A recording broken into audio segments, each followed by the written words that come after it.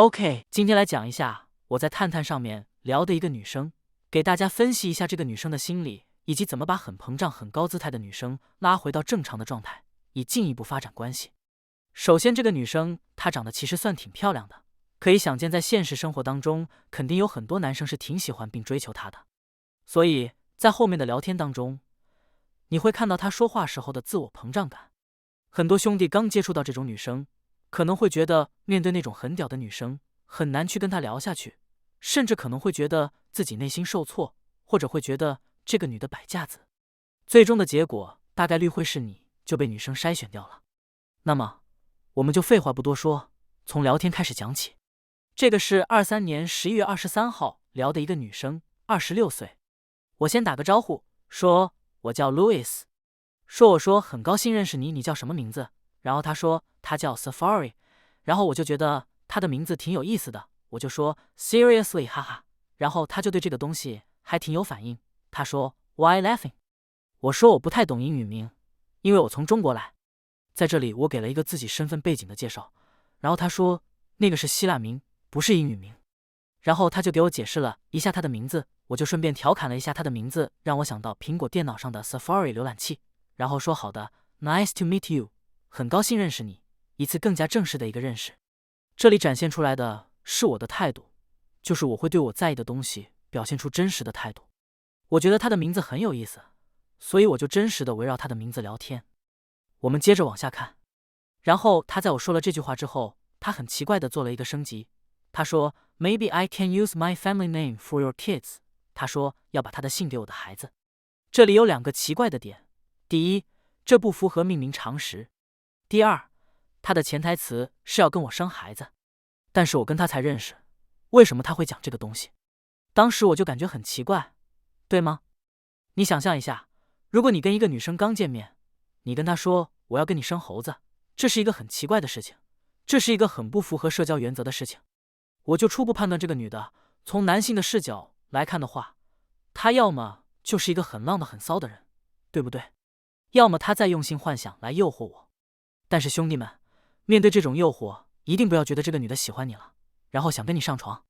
这其实是高段位女人的一种常见的筛选手段。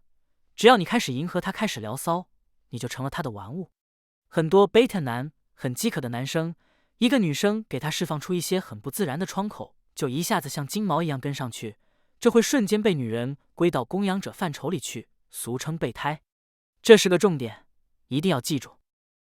那我接下来我就在思考怎么不落入他的圈套。首先，我觉得我是作为一个正常人在跟你聊天，你这个行为就很不正常，但是我不能给他一个很消极的态度，对不对？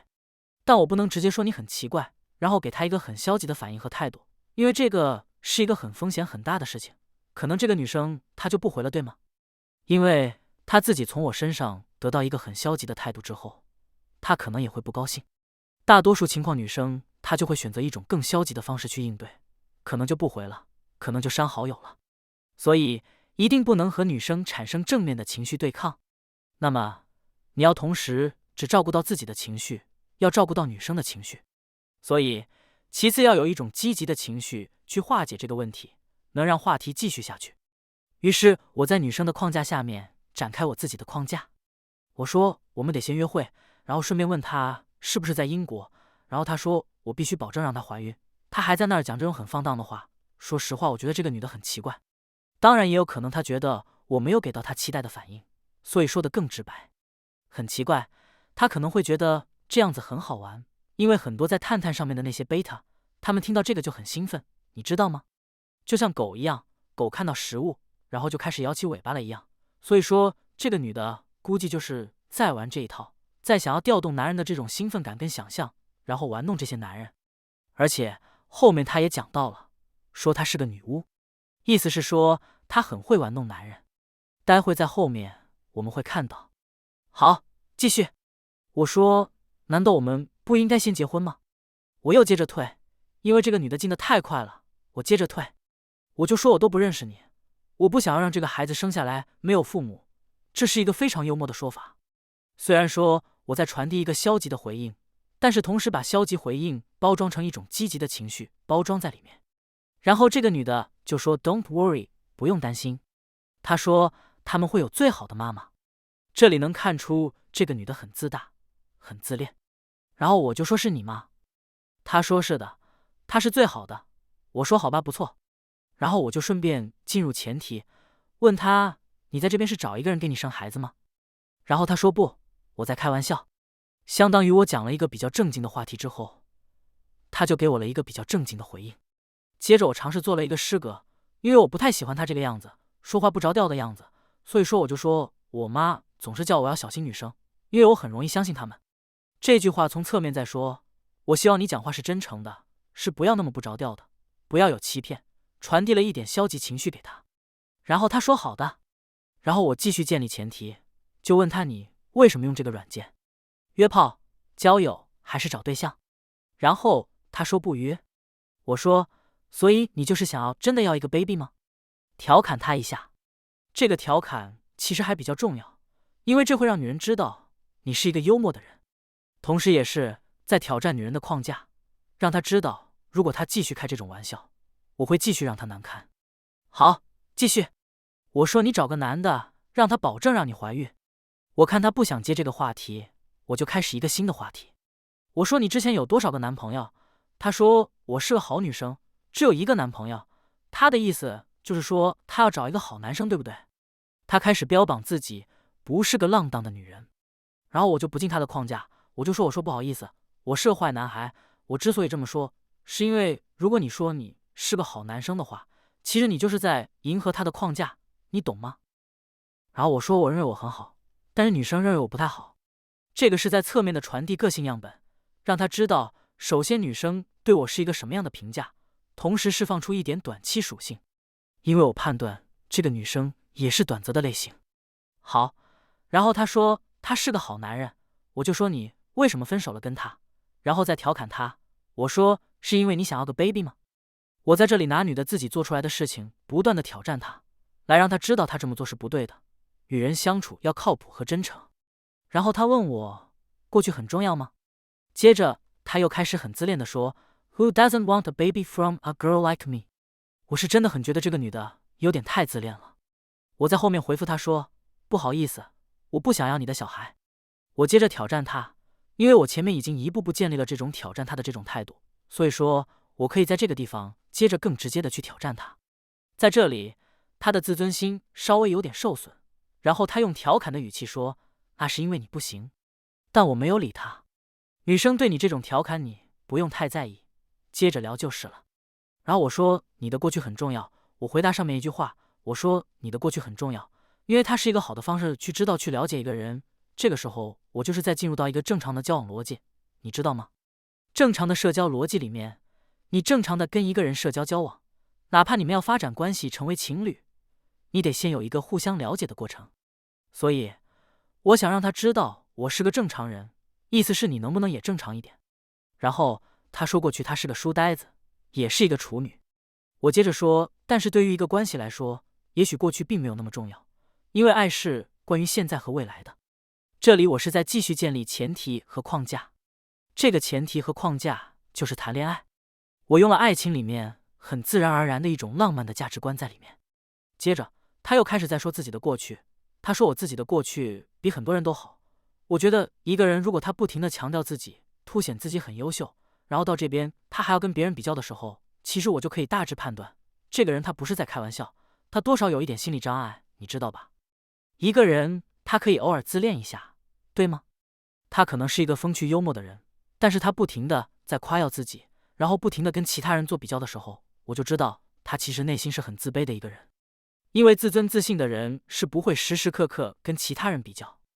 我们接着讲，然后我就开个玩笑，我说谁不是书呆子何处，对不对？人人都是。然后他发了个语音，我们听一下。I'm telling you about a few years ago, fucker。 当时听到这个脏话后，我很不爽，但我没有进入到情绪里面，只给他说了2个字 be polite， 意思就是有礼貌一点。好，聊到这个话题其实进行不下去了，因为这个氛围变得很不好，因为他不想认错，对不对？他觉得无所谓，他就发了这个表情。我不可能再继续开话题了。为什么？因为如果我再把这个事情当成无事发生去开个话题的话，他就觉得我是个舔狗、软蛋，没有自己原则和底线的人。从根本上来讲，这个还是一个女人的挑战，或者说废物测试。看你这个男人是不是一个屌丝？那可能有的兄弟会说，在这种情况是不是要把男人的脾气展现出来，骂回去，进行正面的对抗？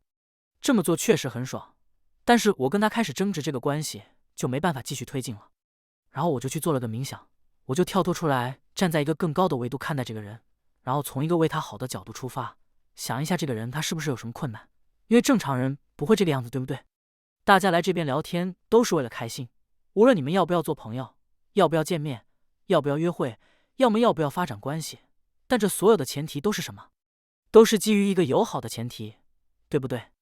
都是基于一个开心的前提。而这个人他自己在制造不开心，我就觉得很不能理解。不过任何人让我产生不理解的时候，我都会做一件事情，就是跳脱出来，不预先假设某个事情是不可理解的。只能说站在我的角度确实是不可理解，但是站在他的角度，他一定有他的合理性的，对吗？你要知道，这个人任何一个人他做的一些事情很让人不可理解的时候，他可能遭遇到一些苦难。所以说我想从一个帮助他的角度，关怀他的角度，包容他的一个角度，一种心情心态上面去理解他。然后我就说了下面的话，我说 You might need some mental support because you have a strong personal identity conflict. This manifests itself in the form of your disapproval of your past life. There is a rush to prove that you are good in the past. You hate being nude, but you can't be a bitch. 这就是我对他的一个分析。在我冥想完了之后，我给他提了个建议，或者说你可能需要一些精神支持。你看他怎么回复的？他说你在说什么？然后我继续分析，说你对我很生气，是因为我揭示了一部分真相，我揭示了一部分你不敢面对的真相，我在讲你。然后他就解释，他说不，我很生气，是因为你不知道我，但是你在评判我。但其实我所有的用词，首先是积极正面的，其次我都是从一个描述性的角度去描述他，并没有评判他。我前面说的，你有一个很强的自我身份认同的冲突，这个是一个客观描述，对吗？然后我说，这个身份认同冲突揭示了你很讨厌自己的过去，但又想要急于证明自己的过去是好的。你讨厌当个书呆子，但是又没办法真正做一个婊子，所以才会有前面的表现，随便跟一个人说我要跟你结婚生孩子，这种浪荡的行为。本质上面其实就是从一个极端到另外一个极端，他根本没有走出来这个问题。另外，在这里 bitch 这个词我没有骂他的意思，我纯粹就是描述你是个很浪荡的人。我不反对一个人浪荡，你想怎么样就怎么样，对不对？这是你的人生，你想做一个浪荡的人跟我有什么关系？所以我干嘛要 judge 你，对不对？大家来到这个世界上面，只是在选择一种方式死去。你想选择一种这种浪荡的方式来这个世界走一遭，玩一圈然后死去，跟我没关系，我不 care， 这是你的选择权利。那么接着讲，然后我就不去解释，因为首先一个人处于情绪当中的时候，你再解释都是没有用的，而且你解释就进入到他的框架里面了。所以说我没有解释，我就说当你不生气的时候，你再想想我说的话。然后他就说拜托，如果你讨厌我能理解。我说不讨厌你，这句话很重要，因为我已经跳脱出来了，处在一个包容和不爱的心态里面。同时这个时候就是展现你的一致性的时候。接着他说，如果你想帮我，那就让我扇你一耳光。这句话既是挑战，也是废物测试。他在看我是不是真的不生气，以及我是不是真的很情绪稳定。于是我说，你想扇就扇吧，发了一个喝咖啡的表情，就是侧面告诉他我不会被你的坏情绪给带进去，并且我也很坚持我的观点想法。接着他说 Good boy， 但是我还是不进入他的框架。我说我是 bad boy。 好，到这个地方聊天还是处在双方有点较劲的状态，我们都想让对方服从自己的框架。可以看到这个女的一直觉得自己很屌，一直说话给人高高在上的感觉，但是我不吃她这一套。接下来就是我一点点逆转框架的时刻，也就是说女人开始真诚待人了。她说不要告诉她有礼貌。我说如果你不让你不对别人礼貌，别人也不会对你礼貌。你想象一下，如果是其他人会怎么做？就是你正常一个人社交，你跟一个陌生人都要遵循礼貌，对吗？你不礼貌，你想象一下，如果你今天遇见的不是我，你遇见的是其他人在互联网上面，你不礼貌，别人肯定不会礼貌的对待你，甚至也会骂你。这个是一个很正常的社交原则，对吗？接着我说，有礼貌对你来说是好的。现在，然后他就说 I am classy， 他的意思是因为我好看，所以说我可以不礼貌。这个时候，其实你大概可以分析出这个女的她是一个什么样子的人了，就是什么样子的社会阶层，然后什么样子的教育水平，什么样子的价值观。这种女的就肯定不会是我愿意长期交往的一个对象，因为这个女的她仗着自己的外貌而去破坏这种社会规范。她的逻辑是长得好看就可以无法无天，这种人就是素质很低。说白了，而且这种女的她对自己不自尊，别人也不会尊重她。我们接着去看，我说你这个样子的话，谁会在意你的性格，你的灵魂？他们会真的喜欢你吗？他喜欢的不就是你的外表吗？他们只想操你，对不对？然后讨好你，让你觉得自己可以肆意妄为。这个女的接着说，别担心，没人能操到我。说实话，这个女人还活在梦里。从我们男人的视角看，我相信兄弟们都能明白我说的什么。我们遇见这种女生，发自内心的就是不会认真对待她，因为她不自重。我就说，无论他们能否跟你上床，他们都不是真心对待你的，他们不会真正爱你。兄弟们设想一下，这些贝塔男让这个女生开心，他是真的喜欢你吗？他是真的对待你吗？他有把你当人来对待吗？你连一个做人的基本礼仪都没有，他们会把你当人来对待吗？所以说，我把这个事情讲得非常的真实。我说他们不会爱你，他们只会欺骗你，只想得到你的肉体。然后他还在那里嘴硬，他说没有人能欺骗他，因为他是一个巫师。我就说我知道你在讲什么。然后他说我会对他也很上瘾。然后我就说我有同样的经历，从小学开始，我身边就有很多女生都绕着我。然后我说我知道这种感觉就像一个魔法一样。然后他说那你去搞定他们。接下来兄弟们，我讲了一句非常重要的话，这句话能瞬间体现我的自信和在两性市场的价值。我说 The best choice is not to make a choice， 最好的选择是不做选择。这里我之所以说这句话，是因为首先这个女人她释放的是短期窗口，所以我也释放同样的窗口。其次，我这句话从侧面向她传递一个信息，我不缺女人，你不要在我面前装。他这种浪荡的人一听就能听懂我是什么意思，因为他也是这样子的人，你知道吗？所以接下来他开始问我 What do you want？ 你从我这边想要什么？从这里开始，兄弟们，这个女的开始尊重我了。这个尊重不是说她要跪舔我，而是她终于以对待正常人的方式对待我了。接着我说要一个 baby， 这时候才算真正跟她进入短则的前提框架。这个时候跟他聊性话题，他就会真诚很多，而不是把你当做贝塔男供养者来玩弄。他说我是不是应该在上面？他也跟我开玩笑。这个时候聊天的氛围是友好的和真诚的了。紧接着我一个正经的回复，我没有预期性长期关系，扇我耳光我都不介意。他说那爱情呢？这个时候我知道他其实是很认真了，对吗？他之所以浪荡，我大概猜测就是他前面一段关系让他有不好的经历，所以他不想回忆，他也不想讲。他就问我过去很重要吗？他现在就开始讲爱，其实他可能在这个时候已经比较认真了。接下来我回应他的玩笑话，我说如果你比我厉害，我就让你在上面。然后他坦白说他没有经验，他不能发生没有爱的性关系。这个时候可以看到他一反常态，一点都不浪荡了，还很真诚。但是我已经下头了，兄弟。一方面他离我很远，另外一方面这个女的她不自重，不自重我，那我为什么要跟你谈恋爱呢？对不对？我花时间和精力花在一个这种不自重的一种女生身上，我觉得是不值得的。但是她其实在这一刻其实在考虑跟我谈恋爱了，你发现没？不过当时我还觉得她不靠谱，然后当然我也不想跟她谈恋爱的，然后我就说你不要再开玩笑，不要对我撒谎。在这里我继续立框架，只有把框架立好了之后，我再考虑跟你谈要不要谈恋爱的事情。接着他开始自我复格了。他说他在伊朗出生，然后没有过性，然后也没有跟他的男朋友有过性等等。好，到这里，这个聊天案例基本就结束了。